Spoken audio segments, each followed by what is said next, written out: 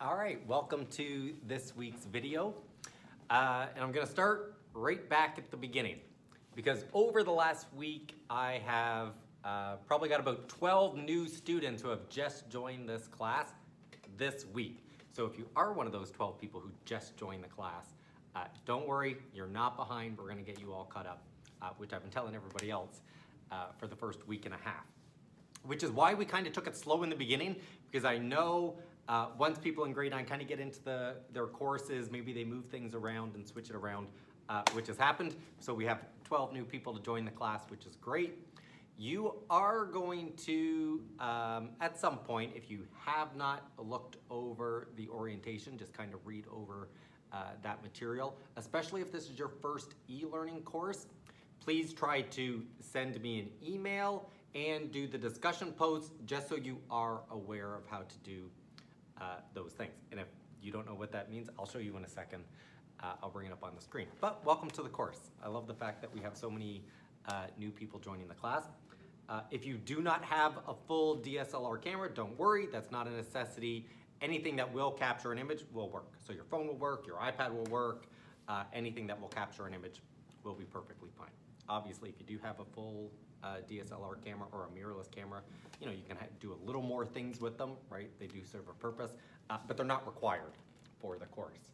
Now, we were also waiting to figure out the new technology, and this is for my HWDSB students, because I do have students from all across Ontario in this class, but in Hamilton, which is where I am, grade 9s just got their new laptops, right? We were doing the iPads.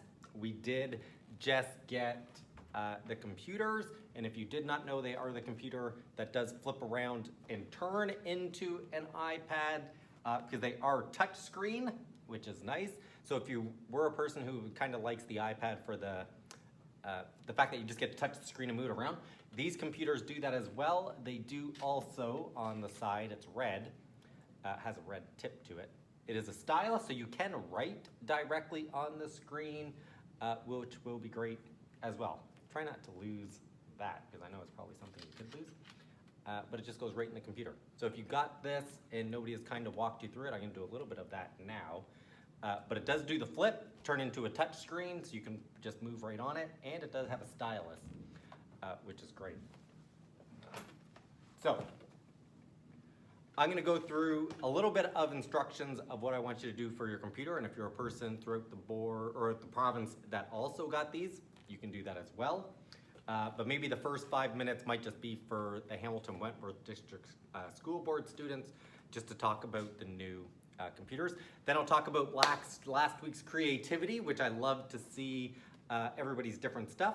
And I'm going to talk about this week, and we're going to look at the elements of photography. And this is the part where, you know, when we start to separate an advanced photographer from maybe a novice, is they're able to put these elements into the photograph without even realizing it anymore, whether we're looking at like leading lines or what are the patterns that are repeated.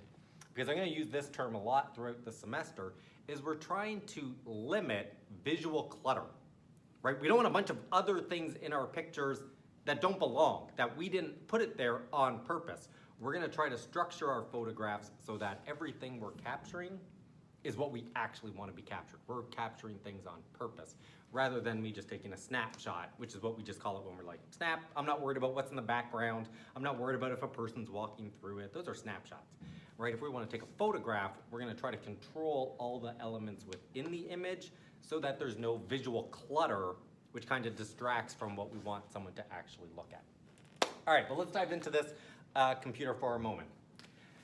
So for your computer, you are gonna have something called the Software Center, right? So it used to be if you had your iPad, you just got to go to the catalog and get apps and download them. On this, a lot of software is loaded, but Photoshop is the software we're gonna try to get you to download this week. We won't need it for this week's work, but I want you to download it this week so then we have it for the future. Because it took me about 2 hours to download, just because it had to sit and download the file. Photoshop is a fairly large file, and maybe because I downloaded inside of a school it took longer. maybe your house will download it faster, or you can do it at school. But it took about 2 hours for the whole thing to download. So, 2 ways that you can do it is, one, you click on the little window down in the corner and you get this to pop up. I'm gonna say the very first time I did this, one of these tiles actually said Software Center. So Software Center is what you're looking for. I did it once and now it hasn't appeared there. So what I want you to do is just click on where it says search. And you can see it comes up with Software Center app, and it just says open it. And I can actually just touch the screen. And then you get all the different apps. This is kind of like the catalog for the iPad version. This is our Software Center, which is going to be the new name.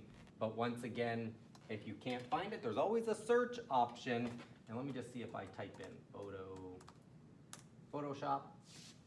Yeah, so if I click on one of my, so the ones that I've already installed, I can see Photoshop is on the list. So you're gonna go to your Software Center. If you don't see it as one of those little tiles, just click it into the search option.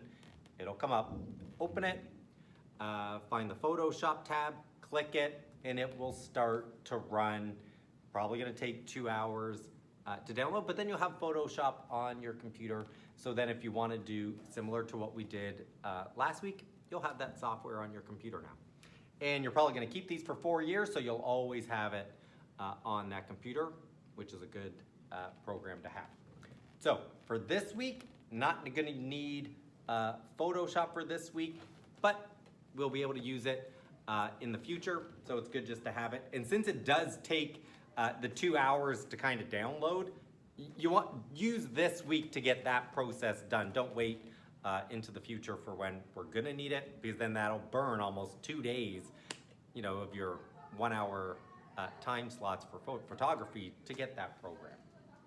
All right, but it does seem like these new devices are pretty good in the fact that they do rotate around, so it is like a tablet, they are touchscreen, and it does come with a stylus, which is great for even this class if you want to add and write stuff directly on your pictures. The fact that it comes with a stylus is a very good thing. All right, for my new people to the course, because there is so many of us, I'm quickly gonna go over our hub page again, and if you click on the course homepage, which is always this first tab, it'll be the course homepage. Heavily, you should be looking at the course homepage every Monday. Every Monday, I will outline, and I'll just show it. Right? I'll give a good long description of what you should be doing pretty much each day, Monday, Tuesday, Wednesday, Thursday, Friday, to be done the activity by Friday. So today's activity that we're gonna go over today, which is the elements of photography, that should be finished by Friday. I'm gonna send the course out in 1 week chunks. Every Monday there will be one of these videos describing what is required, and then that should be finished by the Friday. Put into the appropriate Dropbox. Same thing every Monday, I'm gonna post a YouTube video, and it pretty much will describe anything that may have come up from last week, I'll address, and then I'll talk about the new week stuff as well. So this last week, we did the creative process. We talked about and looked at what does it take for you to be creative? Who inspires you? What are those things that when you want to be creative, that you do to kind of get yourself in that right mindset, whether it's putting on headphones and zoning in, going for a walk, doing a workout, looking through Pinterest and Instagram and all those different media sources to try to get different ideas. How do you find inspiration to be creative? Because that's kind of the fun part of photography, is doing something new, doing something that you haven't seen before, and trying to create something unique and original to yourself. All right, so if you did not finish the creative process, you are going to finish it this week. If you did successfully download Photoshop and you want to try it in Photoshop, you could totally do that. Obviously not a requirement though. If you are a person who experiences any difficulty, right? It's a project about creativity. Do it on paper, take a screenshot with your camera, send it in to me in the Dropbox, okay? I just wanted always to be that work is coming in. Don't let work pile up, because once again, it's gonna be on a weekly basis that I'm putting things out. And if we get 3 or 4 weeks in, it's gonna start to seem like a lot of work, where on a weekly basis, it's pretty manageable, okay? So last week was the creative process. Love seeing all your different faces with all the different things in it. And I'll see if I can add some in this video so you can see other people's creative processes, but love looking at it. This week, and this will be the second tab that you always want to click on at the top, is the word content.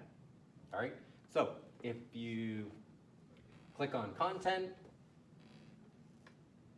it brings you up and you see a big long list on the left-hand side, right? Just the orientation package, which is what you can look at to make sure that you understand how to go through an e-learning course. The course outline is how you are evaluated in this course. The introduction was that creative process that we did. And now we're gonna be looking at the next tab, which says Elements and Principles of Photography. And we're just gonna look at the elements this week. So I'm gonna open that up.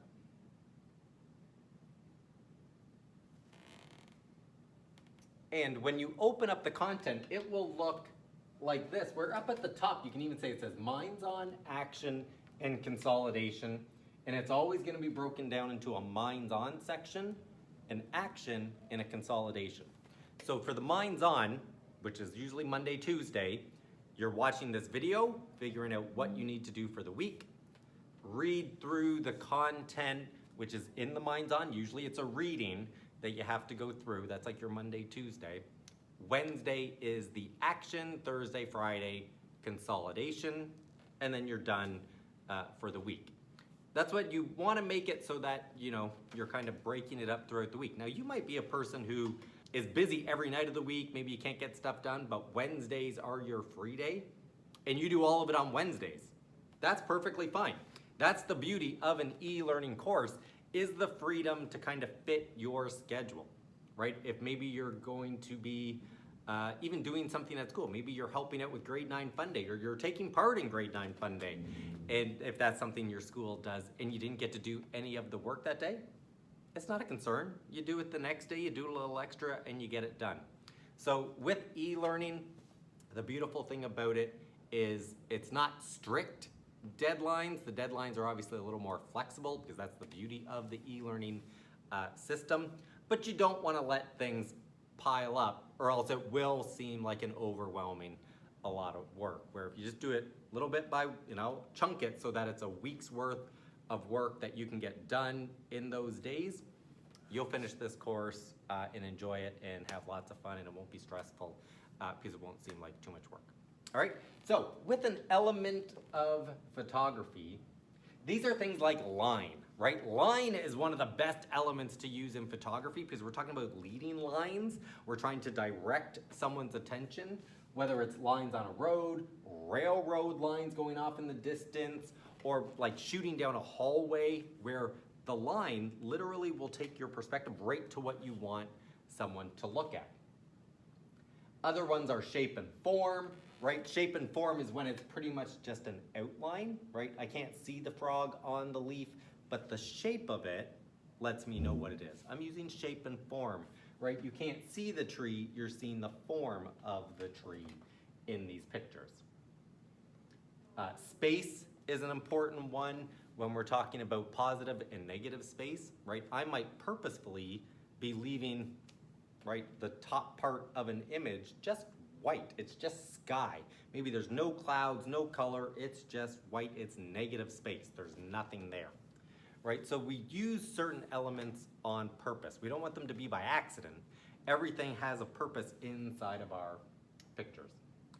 Value refers to black and white images, right? How sometimes we'll purposefully blow out an image, which means it's going to be heavily overexposed so that it seems like a softer image. Where if we add heavy contrast, right, a lot of darks and a lot of like bright whites, that contrast creates a certain feeling and interest level in that image. Then there's texture, right? If I was taking a picture of dirt, maybe I want to like put the lighting to the side so it casts a lot of shadows across the dirt and really makes it seem like that dirt has texture to it. Where if I was to shine light directly down on top of it, there might not be any texture, there might not be any shadows on the dirt, so then it doesn't seem like it has depth to it. Where if you cast light sideways across dirt, it's gonna cast shadows. Those shadows will create a texture feeling in the image. So that's what texture means. You're trying to create it as if just looking at it, it feels like you could touch the image and feel the texture. All right, there's also color. Obviously color is a very impactful thing. And then we get to the action part for the week. And for this one, I'll read it out. So using the information in the Minds On section and the YouTube videos, there's YouTube videos that I want you to read. I want you to complete the handout. This handout, and you can see in red, does not have to be handed in. It is simply for you to keep in your notes because we're gonna have to take pictures based on these. So if you have some quick jot notes on line, shape, form, color, texture, all of those things, it'll be easier for you to take a picture of. So you're just gonna take some quick, short notes. I've included a handout for you to fill out the different things, but that one doesn't have to go into a Dropbox or a discussion post or anything like that. I just want you to keep those notes for yourself. Then you're gonna get to the consolidation. For the consolidation, you should be getting to that by Thursday or Friday, and this is when you are going to walk around your school, walk around your neighborhood. Maybe you're gonna go on a walk with your friends and take pictures, or your family members. If you have family that really likes taking pictures, do this with them. You are gonna create a visual dictionary.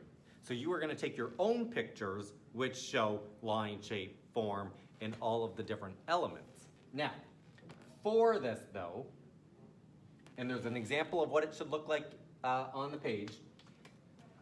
This is the online photo. So you're gonna find a photo online. You can find one just searching the internet that shows what line represents, right? Even if you just typed in line elements photography, you'd probably get a bunch of pictures. But then looking at the inspiration picture, I want you to take your photo. You are gonna take a photo kind of representing one that you found, like an inspiration one that you found online, and you're gonna put it right beside it. So the best way to do this, if you're a person that uses Word, I've given you a blank handout that you can download, or just put it into Word and put the pictures side by side, right? Pretty easy to add a picture to just a Word file, and all you gotta do is put them side by side. Label one online photo, label the other one your photo. Now, there's a part underneath this third picture, and this one is an important one. It is your originality proof. Because we are doing this through e-learning and I don't get to sit with you and actually physically watch you take a picture, I need the originality proof. My originality proof is this little guy, a little bobblehead. So, after I took the picture in the hallway, all I did was hold up the little dude, snap a picture in the hallway, and I put my originality proof right under it. So it's the exact same picture, but with a little something. It can be anything. So maybe you are a person who just always carries keys, right? You want to make it something that isn't going to be too crazy to have with you at times, right? And you would just hold your keys up, snap a picture, and then I always know, yep, that is your picture because I can see your originality proof in there, right? Because we all know it'd be super simple just to go on the internet and just grab 5 pictures and be like, yep, those are my pictures. We want to actually practice our craft of taking photographs, but I also want to know that it is you taking the pictures. So snap a picture, hold a guy up, snap a second picture as your originality proof, and then post the 2 pictures. Part of my fun is not only seeing what your photograph is of, but also what did you choose to put as your originality proof character in the actual photo as well. So try to think of something fun because I do like to see what people include in their pictures. And that's gonna be it for the week. So we're looking at the elements of photography. And this is your first step to really improving your photography skills is figuring out what are leading lines? How do I get someone who's looking at my images to see what I want them to see? And that's what a leading line will do. Same thing as shape, right? If you thought of frogs, which is what one of the examples is, right? Everyone's just putting pictures of frogs, but if you do the form of a frog, it adds a little bit of visual interest because already you're doing something that not everybody has done, and it gets interest to your pictures. Same as when you get to color, definitely look at the color wheels, because when you start combining certain colors, it has a purpose for the colors that you're showing in a picture. Like right here, this orange on the gigantic pencil that I have behind me. Orange and blue are two colors that really add a little contrast and interest into an image. Same as red and green, right? Like those red and green always have an interesting connection when you put them side by side. So read that section on color slowly so you can understand color theory and how things start to go together. And after this week alone, your pictures will already start to increase in their interest level because you've started to put these elements into them and you're trying to limit visual clutter. Things that are in an image that you didn't want to be there. That's what visual clutter is. So I'm gonna repeat that term a lot this year. And I might even write that in a comment. So sometimes if I'm like, try to minimize visual clutter, might be because, and sometimes it would be nice if there was a dog running around in the background, right? Say you take a landscape picture, but there's someone playing Frisbee with their dog in the background. That could be part of the image, or maybe you really didn't want them and they're just visual clutter. They're distracting your image, right? It'd be like taking a picture at the beach and you wanted to take a picture of the landscape, but all the people walking around on the beach would be visual clutter because you didn't want them there, you wanted the landscape. All right, so that's gonna be our goal for the week. I love the fact that so many people are sending me emails. If you do have a question, that's fantastic, please keep that up. And I'm gonna say, usually, some people I'm getting emails like at 8 or 9 o'clock. I probably won't answer those ones until the following day. But if you send me an email during the day, like the regular school day, usually I'm pretty good at getting that back to you the same day. But if you do shoot me one at 8 or 9 o'clock at night, it's gonna carry over to the next day. Even though I know you're probably like, I gotta do it now or I'm not gonna do it. So still continue to email me at whatever time, because I know you're probably like, I just have to get it off my mind. I gotta send that email. Keep doing that, all right? Loved last week, loved the creativity. This week I'm looking forward to seeing your elements of photography. Take your time with it. Put, once again, an inspiration picture beside your picture with a little proof picture, this little dude, or whatever you're gonna use, right underneath it, so that I have that originality proof. And then you upload that file into the appropriate Dropbox, and it will say elements of photography.